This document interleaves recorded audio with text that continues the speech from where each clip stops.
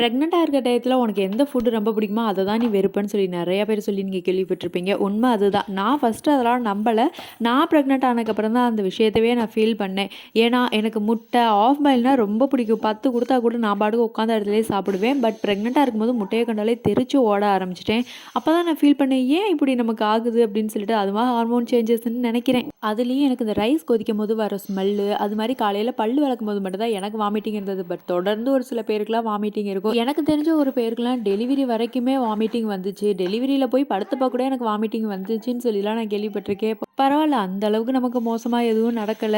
Anyway நெறைய பேரு delivery story, marriage ஸ்டோரிலாம் சொல்லுங்கக்கான்னு கேட்டுட்டே இருக்கீங்க. சொல்லுவோம். எங்க போறோம்? அதுக்குன்னு ஒரு டைம் வரும்ல. அப்ப கண்டிப்பா நான் சொல்றேன். அது மாரி நீங்க நார்மல் டெலிவரியா இல்ல சிசேரியனான்னு சொல்லி கூட கேட்டிருந்தீங்க. நான் நார்மல் டெலிவரி தான். நார்மல் டெலிவரியா இருந்தா கொஞ்சம் டிப்ஸ் சொல்லுங்கக்கான்னு சொல்லியும் கேட்டிருந்தீங்க. இனி வர வீடியோக்கள்லயும் அதுக்கான டிப்ஸ் கொஞ்சம் கொஞ்சம் எனக்கு தெரிஞ்சத நான் சொல்றேன். நாளைக்கு ஒரு வீடியோல பார்க்கலாம். பாய்.